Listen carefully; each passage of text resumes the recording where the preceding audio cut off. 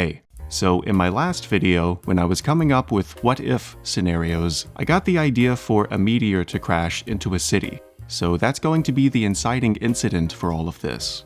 I don't think this is something that I want to cover an entire campaign, but definitely some kind of potential arc lasting anywhere from several to many sessions. Also, this isn't going into my personal setting, so I'm just gonna make up some nonsense names on the spot. Let's say this happens at the city of Garen. And let's also say, for simplicity, that Garen is your traditional fantasy kingdom city surrounded by farmland and forests and blah blah blah. Now, I don't want the entire city to be destroyed, just a lot of it. So the meteor doesn't need to be massive. According to a 3-second Google search, a meteor would have to be around 460 feet or 140 meters in diameter to destroy a city. Keep in mind, this is probably for modern-day cities, which can be a lot bigger than what you would find in a typical medieval Renaissance-era type city. And again, we don't want the city to be completely leveled, so we're gonna scale that bad boy back to maybe 150 to 200 feet in diameter. Enough to give the city a real wallop, but also still leave behind some ruins. More on that later. So that's the event that kicks everything off. Next, I want to go over when this happens. If you're gonna take this idea for your own setting, feel free by the way, you can have the meteor crash whenever. It's your world. But for this, I like the idea of the impact having already happened before the players actually start in the setting. Though I don't want it to be an ancient disaster. I want it to be recent so the player characters can be in the world for the fallout. With that being said, I don't want it to be too recent. It needs just a little bit of time to pass to set up the other parts of the setting that I have in mind. So let's say that the meteor crashed into Garen maybe 2 or 3 months ago. What follows? So the meteor impacts, destroys a bunch of buildings, kills a lot of people, but there are survivors. I'd imagine that, after the dust settles, they would start some kind of recovery effort, tending to the wounded, burying the dead, making sure they're secure again. But here's the thing, the meteor was carrying some kind of virus or plague, and when it impacted, it showered the air with those nasty microscopic particles, spreading the plague. And that's going to be the big overarching problem that the players will see throughout the setting. Now, I don't know much about viruses or diseases or plagues, so I'm just gonna base this loosely on the Black Death bubonic plague. Except, we're gonna make some changes. I don't know about you, but when I think of an alien plague virus thing, I expect that shit to be kind of weird and freaky. So we're gonna make it a little weird and freaky. If you don't like sci-fi in your fantasy games, I completely understand. I get it. But I think I'll be able to pull this off without going too far from fantasy into sci-fi. Anyways, let's talk about what this plague actually does. From what I understand, the bubonic plague from the Black Death pandemic in the 1300s came from some bacteria that would infect fleas. Those fleas would then go on to bite other larger animals and spread it from there. So the plague spread from contact like bites, but also sometimes through the air with things like coughing and sneezing. Human-to-human contact was one of the easiest ways for the fleas to figuratively and literally jump ship. But they also spread the plague indirectly through rats, since rats could reproduce in large numbers faster than the plague could kill them. Now that we know how it gets around, what are the symptoms? Once something gets infected with the bacteria, the usual symptoms are things like chills, high fevers, sometimes cramps and seizures, but the most notable are the buboes and the gangrene in the extremities. The buboes are basically a bunch of that plague bacteria colonizing and swelling inside lymph nodes around your body. Those swollen lymph nodes can then hemorrhage and become necrotic, killing the tissue. The plague can also cause organ failure if it gets into the bloodstream and infects the organs. So essentially, not a good time. For this alien plague, though, I want to take all those symptoms and crank them to 11. I like the idea of things like the buboes swelling and then bursting, and the gangrenous extremities. So this alien plague will cause a bunch of those buboes all over the body. Typically, for the bubonic plague, the symptoms start appearing about 2 to 7 days after you get infected. For the alien plague, I want a little bit of a longer incubation period, maybe 7 to 10 days. The reason for the longer incubation period is because I want the setting to have a theme of paranoia. If you come into contact with someone who had the plague, or even think you came close to them, then you have to sit for a week or more wondering if you're next. And also, I want the infection to be a slow ramp up into a sudden violent frenzy within the body where the buboes start to rapidly appear and burst over about an hour. This longer incubation period also has a tertiary effect of, if one of the player characters gets infected, they have a decent amount of time to seek out a healer if they can't cure the disease themselves. More on that later. I'm not really sure how to segue this, but I want zombies. Weird zombies. These aren't going to be the typical brains kind of zombies that only infect through bites or scratches. I want something more organic. Fungal, almost. So this plague is going to be some type of alien spore thing. Now immediately, when I think of zombies and spores, I think of The Last of Us. So I'm going to steal a couple things from that universe. If you don't know how those zombies work, basically there is a parasitic fungus called cordyceps that will infect a living host with its spores and overtake them until the host is just a lifeless husk zombie carrying the fungus around. If you get bitten or scratched by one of these zombies or inhale the spores, then they will enter your body and infect you. For the alien plague, we're going to steal that concept, but we're going to make the spores more alien. If you look at The Last of Us zombies, they look very mushroomy and kind of plant-like. I want something that doesn't look like regular plant life, so I'm going to take some inspiration from another franchise. Two, actually. Warframe and Destiny. Let's start with Warframe. They have an enemy unit in that game called the Infested, basically space zombies. As you can probably see, the spore growth overtakes the host after infecting them and twists them into new, mangled abominations. If you look closely, you'll notice that a lot of the growth consists of things like tendrils and stalks and bulbous, glowing blisters. Some parts of the original host remain, but a lot of it gets twisted and gnarled into new forms. Some of the infested units get so transformed that they don't really resemble anything of the original host. I don't really want that for this setting, so I'm going to dial that back a bit so you can still tell pretty easily what the zombie used to be. And going back to those glowing blisters, I think our version of the alien buboes will be something like that, glowing blisters that swell and swell until they pop. Speaking of the spores, I think areas that get very densely infected with them will start to transform into a new nightmarish environment. Here are some references of Warframe's infested areas. I'm going to make these spore layers in my setting have a similar look to those. Lots of overgrowth with those tendrils and stalks and glowing bulbous blisters. Everything's very sinewy and looks like it's a mixture of flesh and plant life. Now in Destiny 2, there is a similar kind of growth called egregor that I'm also going to use as another reference. Again, more of those sinewy kind of stalks and tendrils, and everything is dark and dreadful except for the little highlights of color where the spores are. So that's what I'm going to make the pockets and layers of infected areas of my setting look like. In fact, a lot of the ruins of Garen will be covered in that kind of stuff, getting especially dense with it the closer you get to the remains of the Meteor. I imagine what's left of the Meteor will be like the infected heart of this new, twisted version of Garen, and there will probably be a lot of spore zombies densely packed into the area. Now, what exactly are all those zombies doing there? Well, originally, I had an idea for some kind of eldritch entity to be behind all of this. Some thing with weird and malicious plans and machinations. But I decided to go with a simpler idea.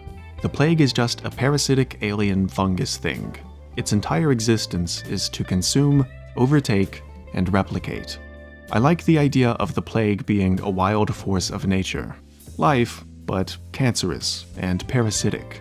Plus, there's a bit of a theme of cosmic horror with this being some nameless, faceless alien entity. I guess it's just a personal preference thing. If you like the idea of someone being behind all of this, I'm sure there's a way you could pull that off. Anyways, let's work on a brief timeline and then get to the after effects, which is where the players would start, right in the middle of the fallout, so to speak. So the meteor crashes, a bunch of spores infect a bunch of people, but they don't know about it for a week or more. People start rebuilding, a week passes, people start turning into zombies. We'll say the first 7 to 10 days of infection are without symptoms, but people can spread the spores through coughing and sneezing. Around that time, they'll start to develop symptoms like chills, fevers for a day or two, but then by the 3rd day, they start to rapidly get the buboes. They swell and swell all over the body and start bursting over the course of about an hour, spreading the spores to anything nearby caught in the cloud. The spore buboes bursting rapidly would probably kill the person violently and quickly. Then they reanimate probably within an hour or two after the fungal growth spreads through the corpse to take control of it. There would be an initial wave of infected people popping and reanimating after that first incubation period, and it would be absolute chaos. I imagine that the city would fall pretty quickly. Survivors would flee the city to the nearby towns and villages. Some of those survivors would be infected though, spreading the plague even further. From there, I think the plague would spread a little bit slower, since you need to be in close enough contact with someone to catch the spores through the air. And the further out you get from Garen, the risk of infection goes down as the carriers and zombies get more spread out. Some towns and villages get lucky and only get a few infected to deal with, but others get unknowingly swarmed and overtaken. I like the idea of some villages being completely overrun by spore zombies, with the area starting to be overtaken by the growth like a mini version of Garen, defiled and twisted, covered in the sinewy tendrils and stalks and blisters. Over time, people would learn more about the plague and how to combat it. You could have people try to social distance a little bit like a certain pandemic we had to deal with in real life, but I promise that if you go that route, someone is going to make a COVID joke and it's going to get old very fast. Another way to deal with the plague for the environmental growth is with fire, and that actually brings me to one of the factions for this setting.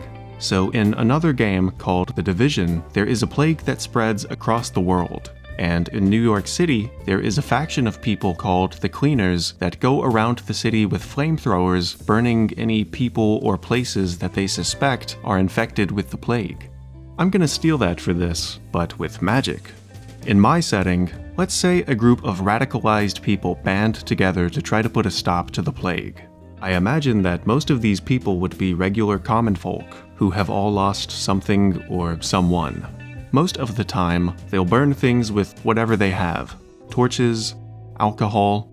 I also like the idea of alchemists making fire bombs that they can throw. And there will be some pyromancers in there because, of course, people who could use fire magic would want to join a group of people who burn stuff. As for the name of the group, at first I just wanted to call them something like the Burners. Short, sweet, gets the point across.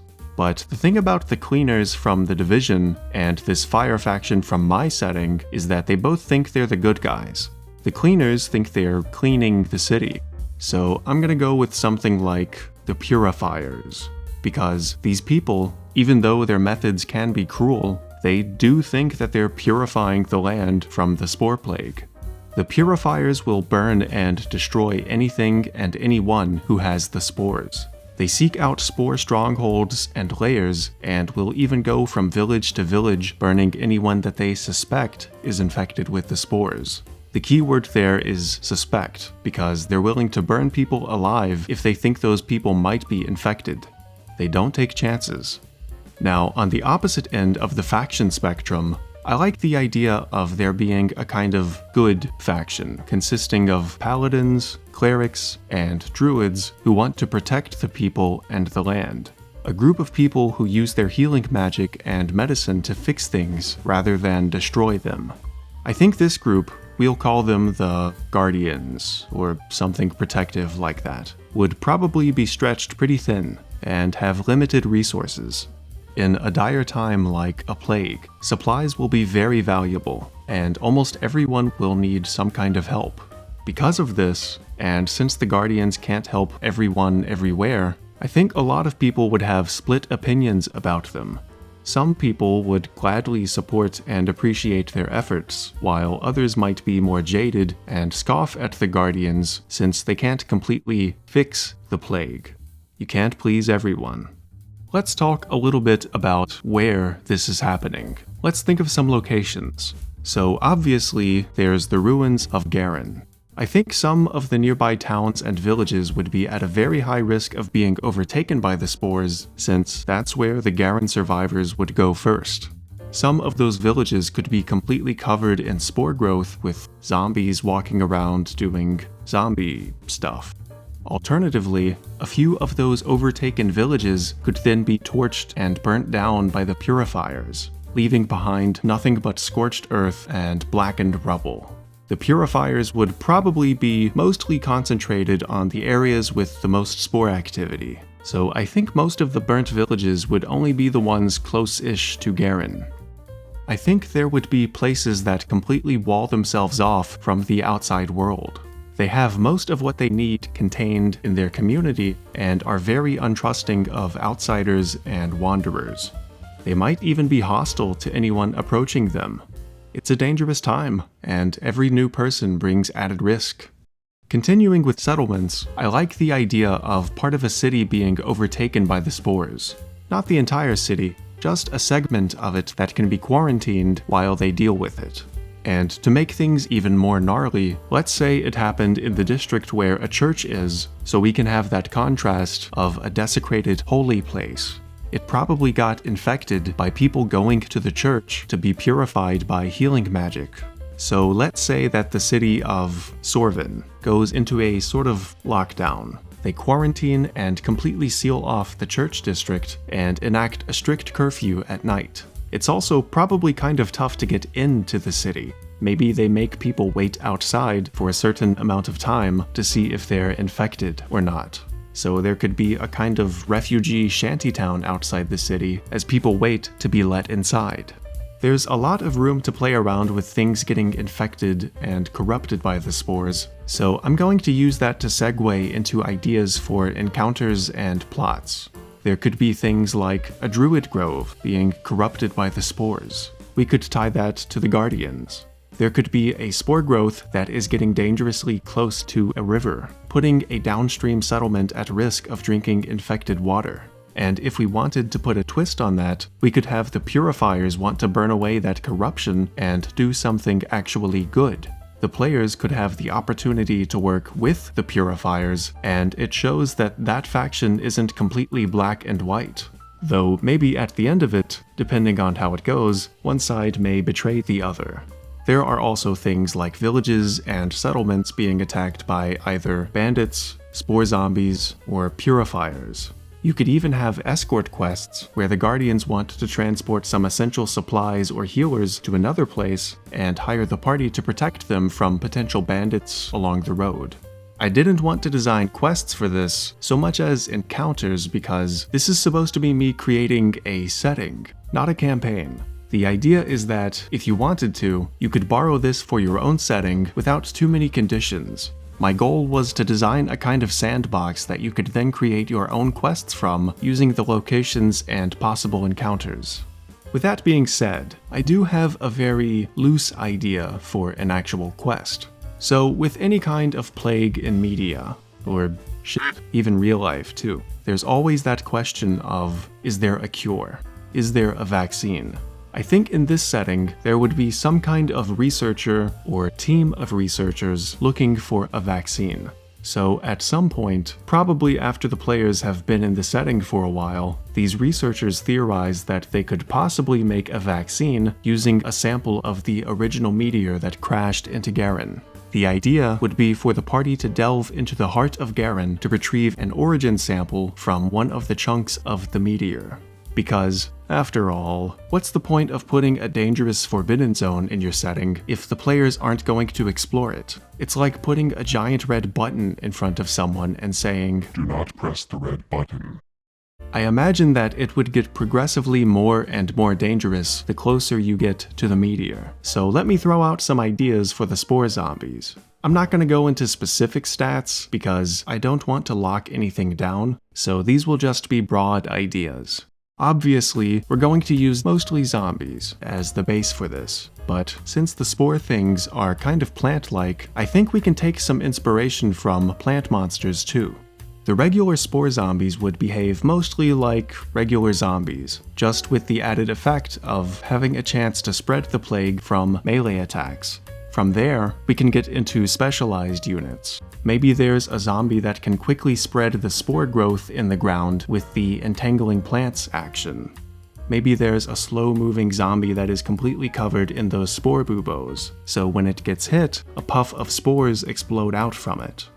In real life, there's this freak occurrence called a rat king, where a bunch of rats get their tails entangled and all the rats get stuck together, often dying because they can't move around well. We're gonna steal this, and in fact, The Last of Us already used that idea for a zombie. Mine will be similar, but flavored with my own spin on the fungal growth. This will act as a kind of juggernaut unit, very tanky and able to dish out a lot of damage.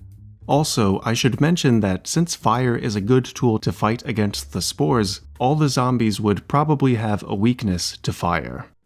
I don't quite have a place for this in my own setting, at least not yet. But once I started getting ideas for it, it was too good to not follow up on. So I hope someone out there in the ether is able to put it to good use for their own D&D game. My goal for this was to kitbash and combine a bunch of things that normally wouldn't go together. And I wanted to explore some of my favorite themes in stories. Themes like survival in a broken land, zombies, paranoia, and just a touch of cosmic horror. So hopefully, all of that will come across for anyone who uses this setting. Or rather, idea of a setting. Anyways, thanks for watching.